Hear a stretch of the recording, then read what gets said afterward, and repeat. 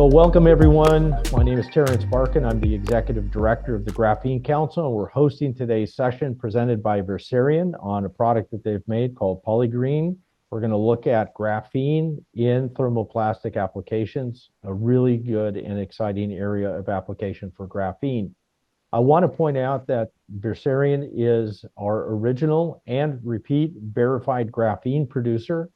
For those of you who are not familiar with the Verified Graphene Producer program, it involves an in-person inspection of the production facilities, a review of quality control processes, health and safety practices, as well as an audit of graphene material, which is then fully characterized according to the Graphene Council's Graphene Classification Framework, which is becoming an ISO international standard. And we also verify production volume claims. So it's a really good vetting of a potential supply chain partner in the graphene ecosystem. And as I mentioned, Versarion has been verified twice now by the Graphene Council. And with that, I'm going to turn over to Steve Hodge, who is the CEO of Versarion and one of the smartest people I know in the graphene sector. I say that intentionally, Steve, because if I put the top 5 people in the graphene sector, you're certainly in that group.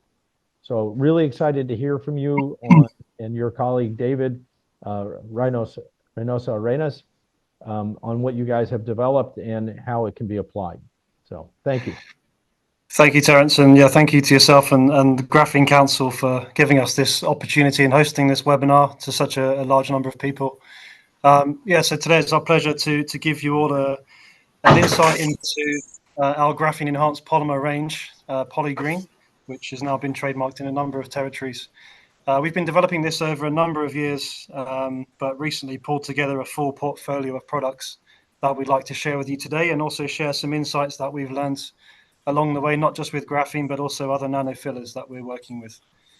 So with me today is David Reynosa Arenas. He's our first PhD student we funded or co-funded with the Warwick Manufacturing Group, WMG, at the University of Warwick. This was a PhD under the supervision of Tony McNally, who's a very famous professor in polymer processing. And David joined our subsidiary, Cambridge Graphene, at the back end of 2022, and has come on board really to look after all of our thermoplastic projects and processing. Myself, I'm recently appointed the CEO of Versarion, Steve Hodge, and for those of you who don't know me, I've been with the business for around 7 years now. I joined Versarion following acquisition of Cambridge Graphene, which was a spin-out of the University of Cambridge. But I've had a background over the last 15 years or so working with carbon nanotubes, graphene, and various other 2D and other nanofillers and nanomaterials. In terms of the presentation today, I will give a brief introduction to Versarion for those of you that aren't familiar with us. And I'll give you an insight into not just the polymer, but all of our other product portfolios. And David's going to take you through melt compounding considerations and testing, go through some of the thermoplastic compounds that we've developed over the last couple of years, and give some examples, and then I'll just finish up at the end.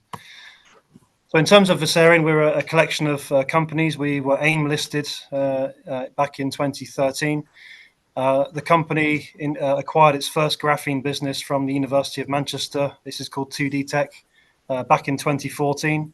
And as I just mentioned, I joined the business following acquisition of Cambridge Graphene. A year later, we acquired a business in Madrid called Nanomat. Nanomat are based in the Science Park in Madrid, and they're developing hybrid nanomaterials, so combining graphene with metal and metal oxide nanoparticles, which can give rise to some very interesting properties, which I'll talk about towards the end of this presentation. In 2021, we established a South Korean entity, Versarion Korea, and this was following an acquisition of the CVD graphene assets and IP from Hanwha Aerospace, which was formerly part of Samsung Techwind. So we are working on more industrial types of graphene in the UK, and all the way down to the atomically thin CVD graphene in South Korea. All of the manufacturing now takes place in a company called Versarion Graphene, based in Gloucestershire, the southwest of the UK, where we manufacture 3 different types of graphene powder material, as well as some other 2D materials like boron nitride and molybdenum disulfide. As part of the Versarion Group, we also have another couple of subsidiaries, a business called AAC Cyroma, which is an injection molding and vacuum forming business, and a tungsten carbide business called Total Carbide. So we're housed across a number of sites from factory facilities, as well as being embedded within both the universities of Manchester, Cambridge, and Ulster in the UK. So in Manchester, we're based within the GEEC, the Graphene Engineering Innovation Centre, and in the Cambridge Graphene Centre at the University of Cambridge. As I mentioned previously, Nanomat, our business in Madrid, is based in the Parque Científico de Madrid, and we are co-located with another CVD graphene business called Graphene Lab in Hwaseong, which is just south of Seoul in South Korea. So as a brief overview of the business, we're one of the first suppliers of graphene in the UK, and we're very knowledge intensive. We have around 130 patents, that a few of which we license to other businesses in the manufacture of graphene and the use of graphene in different applications. We are EU and UK REACH registered for graphene manufacture and exportation. And as Terence has pointed out, we were the first company to be verified as a verified graphene producer, and then recertified last year. I think we're one of the only companies that have embedded connections within both universities of Manchester and Cambridge. So these are the kind of 2D materials knowledge centres of excellence in the UK, kind of flying the flag for graphene in the UK. And we've been part of the EC's graphene flagship program. We've just finished a spearhead project which was led by Airbus on aircraft de-icing, so incorporating graphene heater elements into the leading edge of different aircraft components. But yeah, this project has now just come to an end, as I say. So in terms of our product portfolio, we've got a number of products and brands, as I mentioned, from CVD graphene to powder-like materials. We also do produce some graphene oxide solutions. We have a family of 2D based inks called Graph Inks. And today what we're going to be talking about is our range of 2D polymer compounds and master batches called Polygrene. We do also work with thermosets and elastomer compounding, but today's focus will be on the thermoplastics. So that falls within the Polygrene brand. And we also have two other brands, one which is called Graphene Wear, which is related to the use of our products in textiles and footwear. And again, we have royalty agreements in place with a number of companies that are using our trademark. And in the construction sector, we are developing cementine, so graphene water-based admixtures, which can be used for producing low carbon concretes. You can find more information on our Versarion products page, and you can also download some of our technical data sheets for a lot of these product families. So when it comes to thermoplastics, essentially what we're doing is we're combining the nanomaterials that we produce. We've got a couple of trade names, nanine for our graphene nanoplatelet materials and hexatine for our boron nitride-based materials, and then mixing those by either melt mixing or other processes to create compounds and master batches. And as well as producing in pellet form, we can also produce filament form. We have an in-house single screw extruder to produce different diameter filaments, which could be used for 3D printing, for example. So yeah, feel free to reach out if you have any particular inquiries to the email address I'll show at the end of the presentation, if you're interested in working with us on any of these types of products. So if you look at the famous polymer pyramid, starting at the bottom with commodity plastics, David's going to talk you through some HDPE work we've been doing. But our main focus to date has been on the engineering and specialty polymers, where we've really been pushing sort of a lot of the boundaries of what can be achieved with some of these polymers. We haven't yet touched much of the imidized polymers. They're a bit more difficult to process, but hopefully David will give you a good flavor of some of the work that we've been doing and testing. So why nanofillers in thermoplastics? It's a huge market, of course. I mean, 400 million metric tons of plastic are produced globally every year. So it's quite a good size market to move into. There's also a big sustainability issue. Billions of tons of CO2 are produced annually. This is quite small compared to the construction sector, but nevertheless, it's still a massive amount of CO2 that's produced following the use and disposal of plastic products. And I think there's three ways in which we can really utilize nanofillers to really reduce this number. So firstly is in product performance. Adding multifunctionality. Obviously, we know the properties of graphene and 2D materials, having good strength, good lightweight properties, good flexibility, good thermal properties, and so on. We can really add multifunctionality. We can make things stronger, lighter, last longer, so that we can dispose of less products. I think material efficiency is something that we're all driving for, and using less plastic, using less virgin materials, or using nano fillers to enable more recycled contents to be used, and maybe more bio feedstocks to be utilized. And I think something that often gets overlooked is the process efficiency. So one thing we found with adding graphene to polymers is that we can enable reduced cycle times. We can improve the throughput. We can reduce the activation energy to flow. Graphene is not abrasive, so in terms of some fillers which can be very abrasive, maybe graphene can help to protect tooling and prolong the lifetime of equipment. So I think overall we're looking at either maintaining or reducing the cost of products or processes, and improving the sustainability aspect. Just looking at some of the CO2 emissions, depending on the way that plastics are produced and turned into final products. A lot of the energy usage, it's all electricity driven. These machines need a lot of heating. There's a lot of cooling cycles, and so David's hopefully going to mention a few polymers where we've seen that we can improve either crystallization temperatures, so that we can produce products at high temperature and not need to cool down things so quickly and so much. So basically, by improving efficiencies, I think we can really drive significant CO2 savings. David, I'm going to pass over to you to talk about twin screw extrusion and our Polygrene portfolio. Are you muted? You okay? Yeah. Thank you, Steve. So before talking about twin screw extrusion, firstly we need to know what is extrusion, and in its most simple terms, it's basically pushing a material through an orifice. This orifice is called a die, and the machine used is called an extruder. So an extruder is basically a cylinder or barrel, which inside of it there is a screw that rotates and push the material forward. Now, in terms of types of extruders, we have many different types of extruders, but the main types ones are the single screw extruder, the twin screw extruder, other types such as the ram extruder. But mainly the most common ones are the single and the twin screw.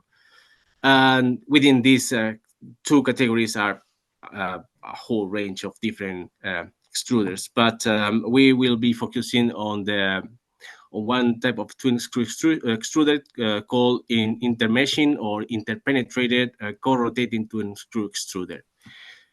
So if we move to the next slide, please. So a twin screw extruder, basically such like this, is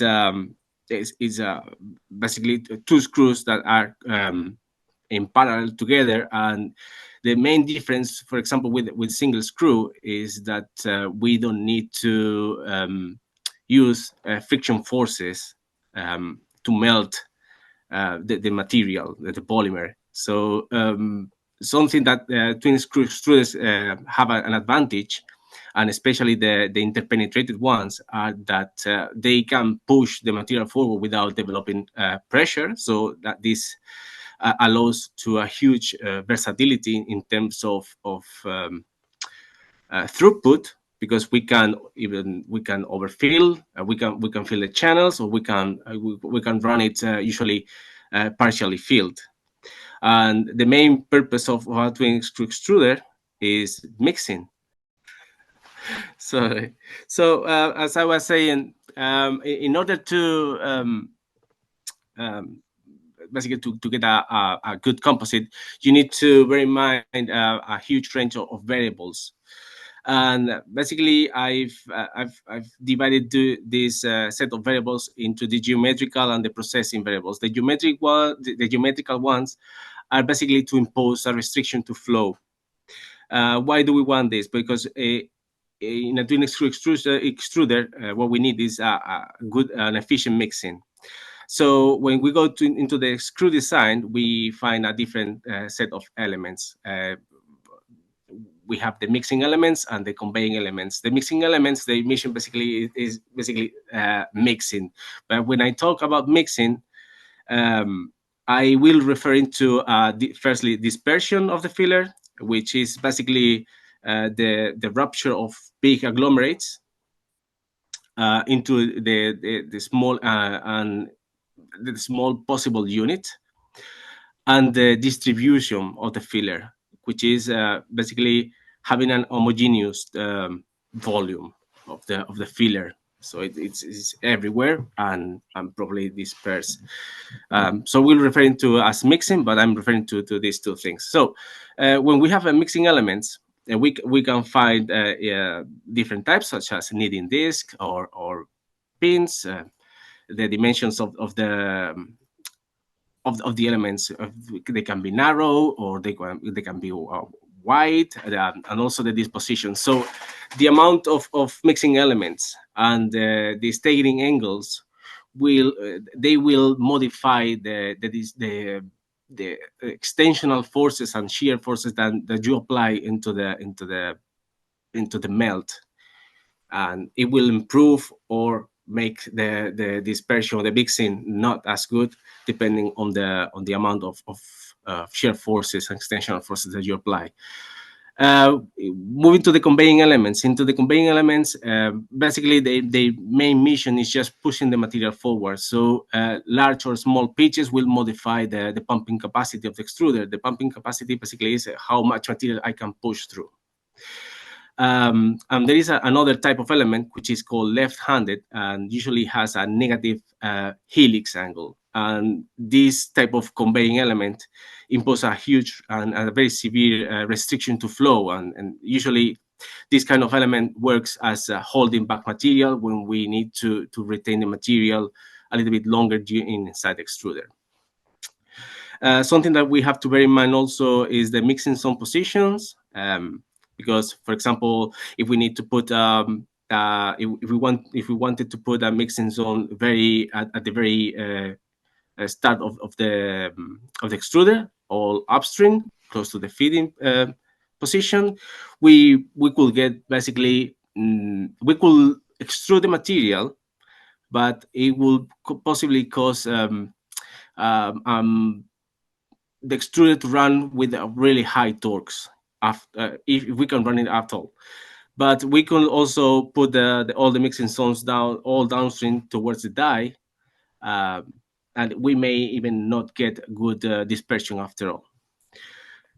In terms of secondary inlet positions, the inlet positions will vary depending on the extruder. Some extruders these inlets are fixed. Some others you can move them along the extruder, and usually they are designed to add fillers or additives that may be shear sensitive, that they can be broken down after you apply too much shear, or they are thermally sensitive, that they can degrade after you apply the whole run through the extruder.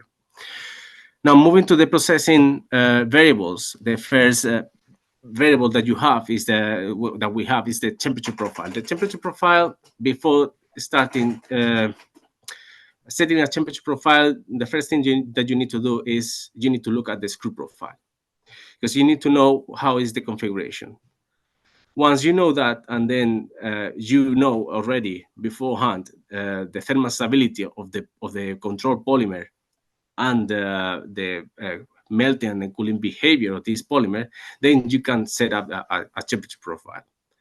Once you've done this, we can have two different scenarios. For example, if we use a very high temperature profile, this usually can lead to thermal degradation. But if we go to a quite low but still processable temperature profile, this will lead to an increased viscosity, which may cause issues or not. We'll see. So if we move to the next variable, the screw speed, this is the most famous one. And usually, if you increase the screw speed, you usually get a better mixing, better dispersion and distribution. But the screw speed is coupled with the temperature profile and the screw profile. So in the case that, for example, you are using high speeds and low temperatures, this may lead to a huge increase in shear viscous dissipation. And this will be an issue because if you, for example, run an extruder without any cooling and you start seeing a rising temperature, this might be the shear viscous dissipation in play.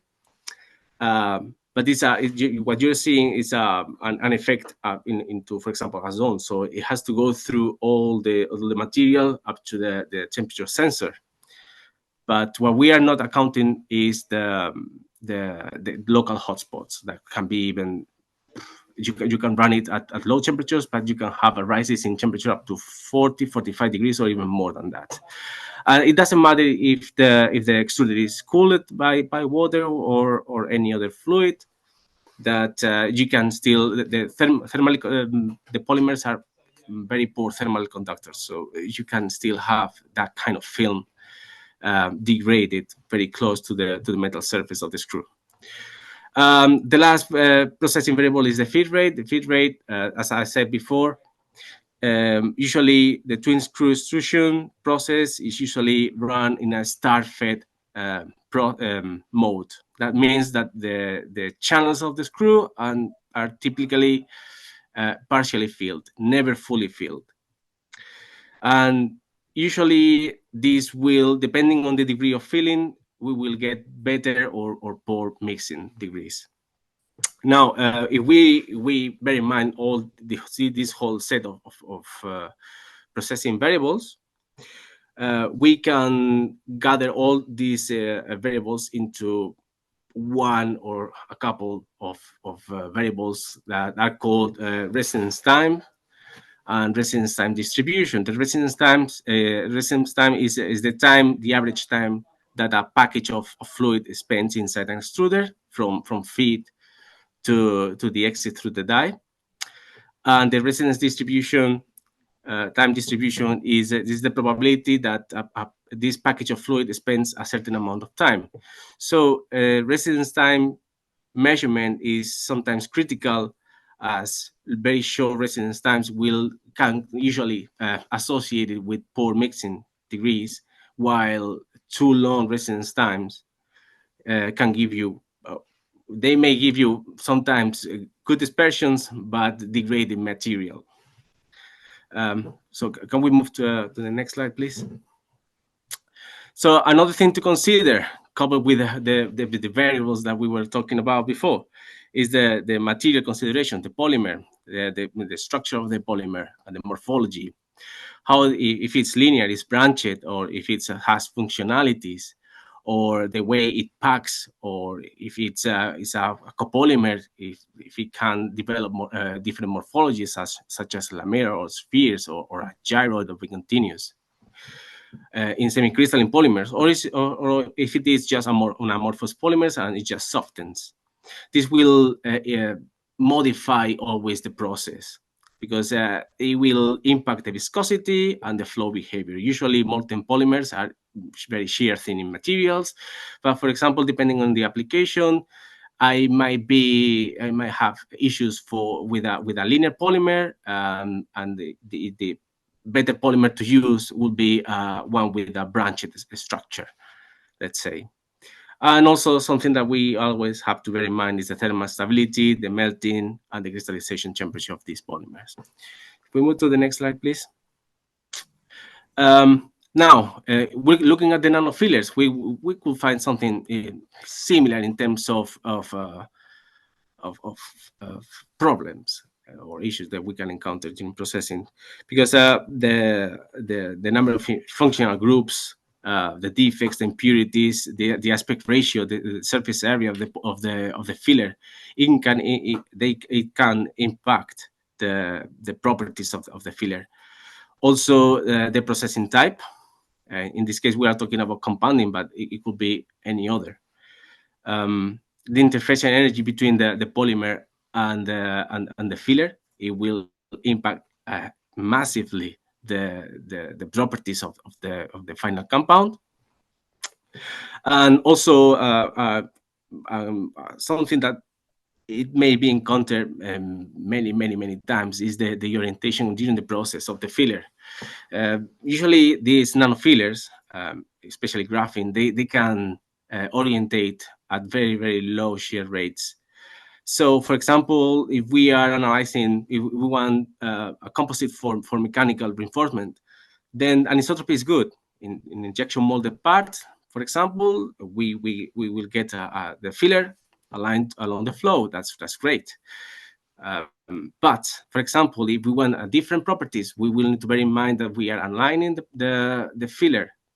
So in terms of, for example, electrical properties, if we compare an electrically conductive polymer processed by compression molding and another one in injection molded, by injection molding, the injection molding, it may be conductive or it may not be, or may well be less conductive compared to the compression molded one due to this alignment during the flow.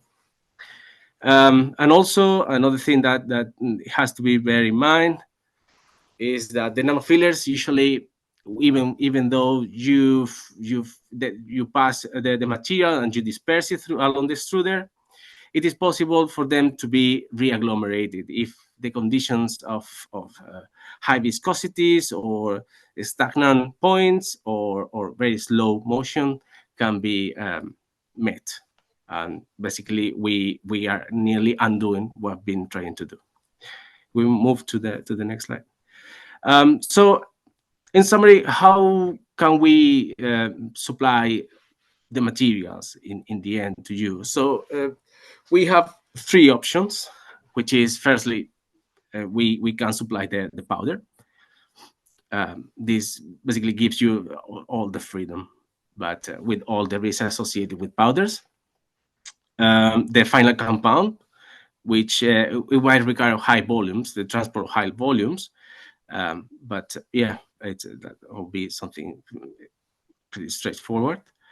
And the master batch approach, which can give you the freedom of you choose the right dilution, you choose the right amount, how to, basically that kind of the freedom it gives you. Moving to the next slide, please. This is our range of thermoplastics. Mainly, we are focusing on engineering polymers, but we also touch the commodity polymers a little and specialty polymers. And also we have the product family called Polygrene MF for microfibers, which are used in concrete. The 3D, which are basically our range of Polygrene series, but in a filament form for 3D printing, and the Polygrene E, which is more towards electrically conductive polymers and electromagnetic interference shielding applications. So moving forward. So how is our typical processing? Well, after we have checked the thermal stability of the polymer and the melting and the cooling behavior at which temperature it melts and cools down, crystallizes, then we start playing with the processing variables. We change the screw speed, the temperature profile, and the feed rate. And as you can see here at your right, that's a typical graph, with partial formulations of all the whole number of iterations that we can achieve just for one mixing. In this case, 0.1% of nonene 002, which is our graphene. Sometimes when the material is a bit demanding, or the optimization hasn't been achieved, is not good enough, we may have to go back and redesign the screw profile again, and we could rerun again the optimization process again. Next slide, please. And in terms of characterization, we go through quite a whole range of characterization. And in this sense, we check the mechanical properties first, the tensile properties, tensile modulus, strength, and elongation of break. We also analyze the thermal stability through the mass, the loss of mass of the composite through the TGA, or thermogravimetric analysis, and also the melting and the crystallization behavior through the differential scanning calorimetry. We can also go to the dynamic mechanical analysis. This is for the glass transition or the softening point of the material. It's something, a test that you may be familiar with is the BCAT softening, which is an estimation. This is more accurate way to find the glass transition, and it's also a way to evaluate also the quality of the quality of the rate of interactions between the filler and the polymer, depending on the shape and the shapes of the glass transition. Moving to the rheological properties, which are quite important in terms of the processing. So, for example, if we look at the first graph that you have there with a G prime, G double prime versus the frequency, that would be a mechanical spectroscopy, and it works. What it tells us is the dispersion state, how good it is, and how it behaves, the material. If we look at the graph at the right, is a flow curve. We measure or we evaluate the behavior of the material versus shear stress or shear rate in this case. So how it flows. And we can have two different ranges. In this case, depending on the range, we need to use a different type of rheometer. In the most suitable for processing would be a capillary rheometer, which is the one that can achieve that kind of ranges of shear stresses, shear rates that we achieve during extrusion or injection molding or fiber spinning. We move forward, please. Also microscopy, where we can look directly at the state of the composite itself at any point during the process, after extrusion, after injection molding, or after any destructive or non-destructive test, and we can have a look at different aspects of the composite, such as the compatibility. Sometimes it can be qualitative evaluated, or the orientation of the filler. Then also we can have a look at the X-rays. Doing X-rays, we have a look at the crystal structure of the material. We can also have an idea of how the material the filler has been integrated into the polymer, and also we can have we can get information about the orientation of the filler and the structure using different X-ray techniques such as wax or SAX, small angle. And finally, the electrical properties. In this case, is AC conductivity, which is obtained doing impedance spectroscopy, which is basically how the material transport, or if it is conductive over a wide range of frequencies. And this is a bulk conductivity measurement, so we measure the conductivity through the volume. But also we can do a 4-point probe for the surface resistance. So now that we've done all this characterization, we move on to the commodity polymers. Commodity polymers are basically the most worldwide used polymers, and basically the bottom of the pyramid, but still very important segment. The Polygrene 1100 is our HDPE composite, and what you see, it's the three graphs are the tensile modulus at your left. In this case, the tensile strength at yield, because the HDPE yields, and the elongation at break. And basically, the general results that we've been getting with HDPE is an overall improvement in all these three properties, which in real terms it can be translated to a lightweight material. If you need thinner walls, or you can basically play with this kind of composite to maybe add a recycled material, etc. So it can give you some play. In terms of engineering polymers, which are this range of polymers, will give you better performance, better mechanical properties, better thermal properties. And these are we are mostly focused. If we move forward, please. The first set of polymers are these ABS and ASA, these two amorphous polymers. And yet again, we've seen a similar improving performance for both of them, although in this case for ABS is up a 0.5% loading, but still a quite interesting increase at such a low loadings. Something remarkable is, something to point out is the ASA 3D print polymer demonstrator for the brake sector.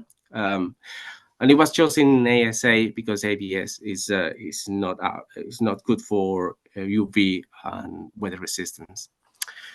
The next group is the polyamides.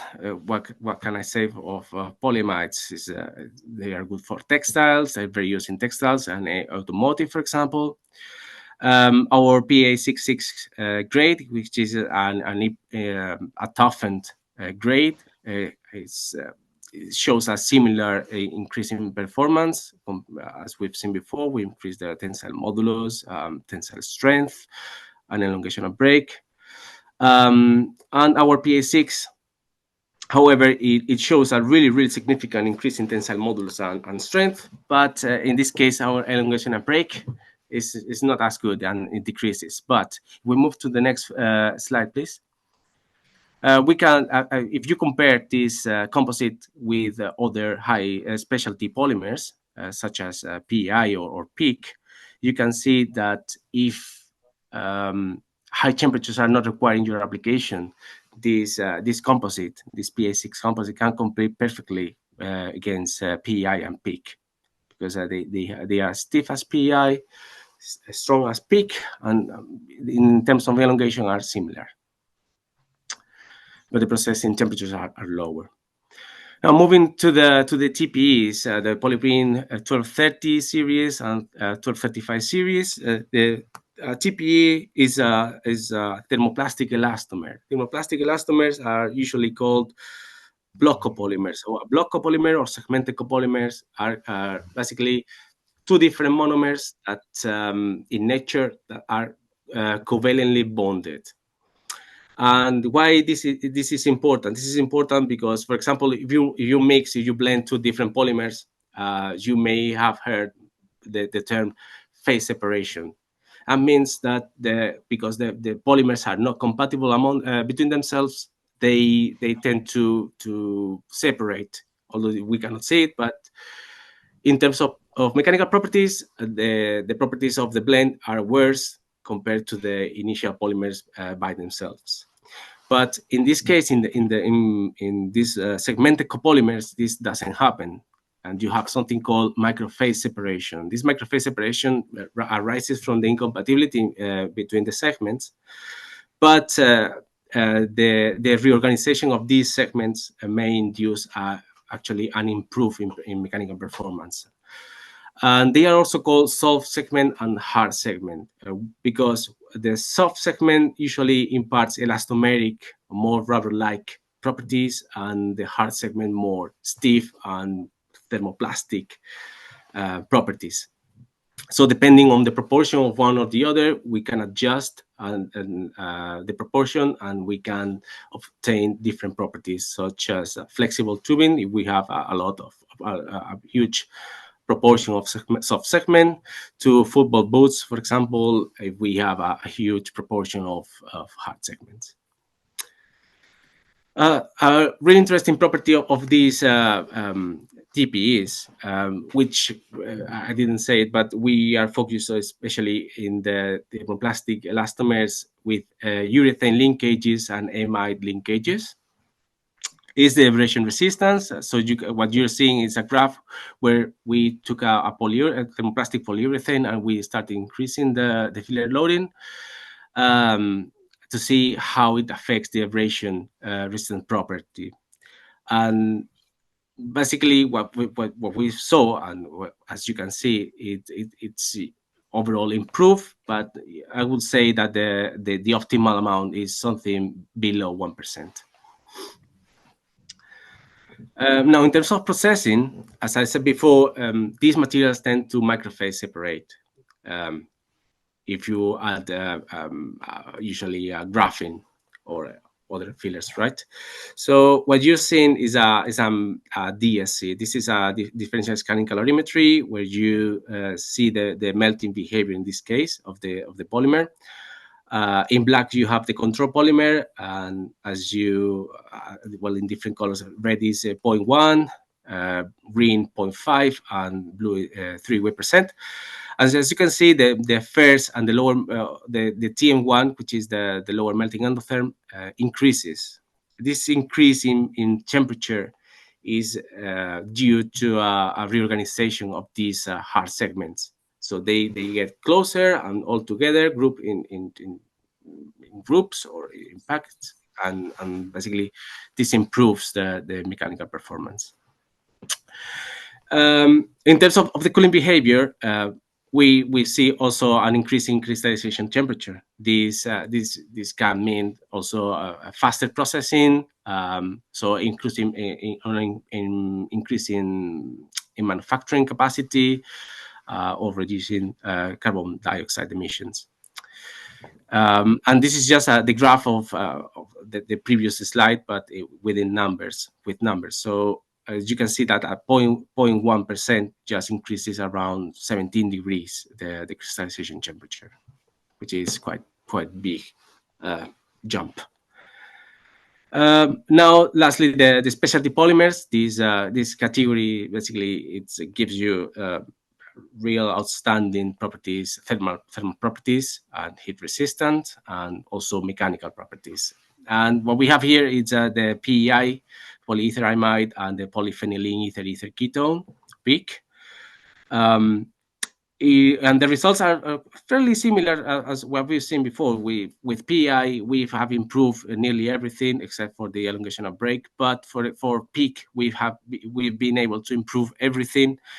Curiously, the toughness, the elongation of break has increased massively compared to other systems. So yes. Thank you, David. So just to finish up, we've touched upon, we also have 3 product families we've been developing. Polygrene macrofibers. These are polypropylene fibers used in construction to improve the flexural properties. So we could, for example, use less steel in construction. So we've seen some dramatic improvements there by improving the stiffness or the modulus of the polypropylene fibers. We also, as I say, we have capability to produce Polygrene 3D filaments of most of the polymers that we've talked about today. I just want to touch a bit more on the Polygrene E range. So obviously, graphene as a conductive filler, as well as some of the other carbon fillers that we also work with. We can play around with the conductivity to give either static, dissipative, or to further improve the electromagnetic shielding properties of polymers. So it's an area we've seen a lot of interest in recently, particularly looking at much higher frequency ranges of shielding. So again, as David talked about, there are lots of considerations. In this case, you may want that preferential alignment. You may actually want to distribute the filler in certain orientations. Typically here we're working at much higher loadings to achieve that percolative network, that conductive network, and that's where the high aspect ratio materials come into play. Also, rather than using just conductive fillers, you may also wish to consider dielectric fillers or other magnetic nanoparticles. So playing with that combination of both electrical and conductivity and magnetic properties is very important. Also, the effect of the polymer can be quite critical here. And so we're also developing a range of these polymers with testing in-house. We can do the X-band 8 to 12 gigahertz testing. And we also have testing that we can provide through collaborators across the lower frequency range from around 30 megahertz up to 10 gigahertz. So again, interesting SEM here, now showing this is a hybrid material between graphene nanoplatelets and multiple carbon nanotubes dispersed in PEI polymer. But what you can see, these circles are actually the tips of the carbon nanotubes that are aligned and pointing towards you. and they've been aligned in the injection molding flow direction. So again, whether that's important for these shielding parameters remains to be seen. But also what we're doing, as I mentioned, our Spanish entity are taking graphene and combining those with magnetic nanoparticles, or looking at particles that can improve energy storage capacity. But yeah, the combination of magnetic and electrical species combined with the graphene can really help to play a role in tuning the shielding performance. Just conscious of time, why Polygrene? I think we've touched upon quite a lot of important performance benefits, mainly on the mechanical reinforcement side, but we are developing lots of electrically and also thermally enhanced polymers as well.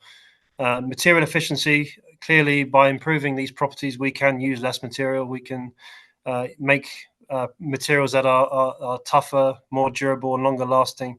But also we've seen some really interesting things in terms of improving process efficiency.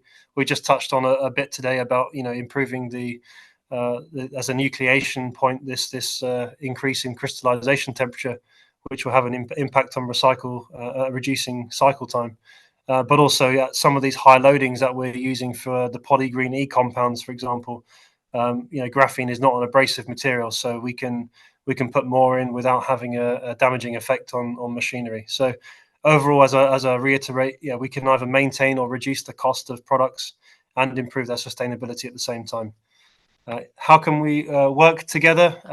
Of course, we can directly supply Polygrene compounds and master batches to you, but often, as with many graphene developments, it doesn't always work first time, and the best approach is to work collaboratively on commercial R&D projects. We're also very keen to partner on any grant-funded programs that might be in the UK, Europe, Korea, or any other international programs where we can seek to find mutual benefit. We can also offer characterization and testing through our own facilities and through those institutes that we work closely with. And we also do have experience with defense projects with varying levels of sensitivity as well. So please reach out to us. You can find our thermoplastics portfolio and data sheets on our webpage, on our download center. And with that, I'd like to just thank our academic partners and grant funders, particularly WMG and Professor Tony McNally for his support in a lot of the thermoplastics processing and supporting David through his PhD. As well as our homes at University of Cambridge and Manchester. So with that, please again reach out to us through our email info@versarion.co.uk, and I look forward to any questions you may have. Excellent. Well, thank you, Steve, and thank you, David, both for a really in-depth and transparent presentation on your product and all the work that goes into making this happen. I have a question from the audience that I'd like to address, and then we are limited on time. So what I want to say is if anybody does have a question, use the Q&A dialog box because it allows us to capture that question, and then I will send that to the gentleman so we can do additional follow-up if we don't get to it now, which we won't. We just have too many questions for the short time that we have.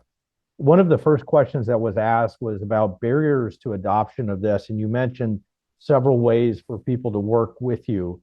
I think what's really important for people to understand in using this, talk a little bit about the fact that you make it in a master batch, a compounder or somebody making parts with thermoplastics, how they can put it in. Does it require additional processing steps? Does it require any special equipment? Just talk about the processability and what are the barriers for somebody to actually putting this into their products. Yeah, it varies depending on the customer, but we're trying to make life as simple as possible for people, and there are companies out there that aren't familiar with handling nanomaterials, or they don't like to handle powders. So providing that pre-dispersed graphene material where we've overcome most of the dispersion challenges that can be fed directly to the customer. So often, we would supply information on how to dose the material. Become familiar with what's at the other end, what does the customer have in terms of control over mixing, how finely can they dose the material. So we will actually optimize the master batch concentration. We won't provide one fixed concentration. We will manufacture based on what the customer can actually achieve at the other end. There's no point providing a 30% master batch when you're trying to get to a 0.1% level, and it needs such fine tuning. And also the mixing at the other end could be quite crude as well. Obviously, there are things to be dealt with, as any sort of polymer handler will need to make sure polymers are pretty dry and treated and before processing further. But as I say, we don't want to interrupt any kind of traditional processes that are there. We want to make sure that graphene compounds and master batches can, yes, streamline and seamlessly fit within the current manufacturing processes. Excellent. Do either of you have any particular questions that you may have seen that you want to address? And if not, then I'll go on and ask another question.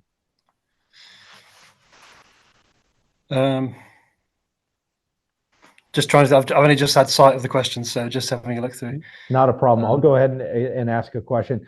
So, you showed many of the different properties, tensile strength, et cetera. One of the questions is about the impact resistance. And I'm not sure if have you done stuff like notched IZOD testing and looked at, because often when you strengthen a material, often you have embrittlement, which can be an issue. Can you just talk a little bit about what kind of metrics you've been seeing between increases in strength and relationship to embrittlement? Yeah, David, do you want to talk about that? Well, in terms, we haven't performed ISODs, but in terms of embrittlement, that would be all down to the type of interactions you have with the fluid with the matrix. So if the interaction is really, really strong, like we have in this PA6, usually some embrittlement you'll see of the molded part, obviously, but it can be all fine-tuned in the end. So, well, maybe that relates to it. It's a slightly different question. I think one of the fascinating things about graphene is that, just think for a second what we've talked about. You can have electrical conductivity, thermal conductivity, and then strength aspects of the material improved. It's very rare that you'll get one material that can actually do all of these different aspects.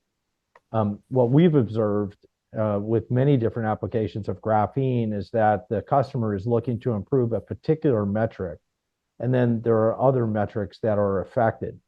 Can you talk a little bit about that, about what do you see your customers primarily? Are they primarily looking at strength? Are they primarily looking at thermal, or how does that balance out? Well, I think it depends a lot of what they are looking for, really. Yes, I'd say it depends. It depends, because usually sometimes you can improve many different properties all at once, but it is too general to talk about. It's okay. Yeah, that's okay. Well, let's talk about. We didn't really mention much, or maybe I missed it. Is talking about fiber reinforced composites. Do you have much experience on the fiber reinforced applications? No, not fiber. It's not something. Yeah, we've not worked with either carbon or glass fiber reinforced polymers. And what we've seen is that some of our highly loaded graphene master batches, anyway, can compare directly with a similarly loaded glass fiber composite. So that gives me confidence that we could, for example, in the automotive sector, significantly reduce amounts of glass fiber being used and offset that with a small percentage of graphene material. Again, that might have impacts on improving or reducing the abrasion during the processing. But again, you may also, for carbon fiber containing thermoplastics, you may want to use synergies between carbon fiber, CNTs, and graphene to give optimum benefits in electrical and thermal conductivity. Yeah, I found that fascinating, and I was glad to see that you showed an example of using graphene with carbon fiber or with carbon nanotubes. You gave one example in one of the slides there. And I think the other aspect that's really important to point out is the processability of this, and also throughput, right? Because a lot of times in a production facility with a thermoplastic, the amount of throughput that you have has also a significant economic benefit. So not only improving the characteristics of the material, but the processability. Since we're coming up to the end of the hour, I'm very sorry, but we're going to call it here. And if you guys have some closing statements that you would like to make or comments, from my side, I want to thank you very much for sharing all the information that you did, and we will get this out to the audience so that they can have it in their hands.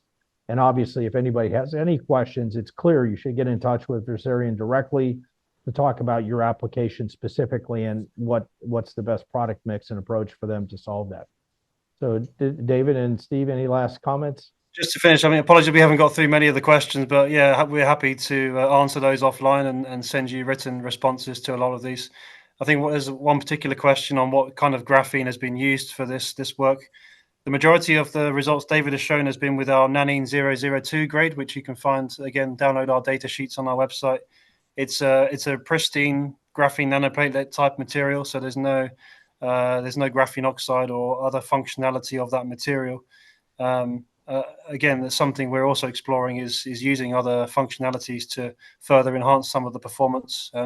As I say, they're mainly with pristine materials. But as I say, yeah, please send me the list of questions, Terence, and we'll try and answer most as best as we can. Yeah, we'll do that. Well, thank you both very much. Really appreciate it. Have a great rest of your day. Thank you to everybody who participated in today's webinar. We appreciate your attention. And if anybody has questions in general about graphene, that's what we're here for, is the Graphene Council. Feel free to reach out to us, but of course, reach out to Versarion directly about what you saw today. So thank you. Take care. Thank you all. Thanks for joining. For more information and to connect with expert partners, contact the Graphene Council at thegaphenecouncil.org.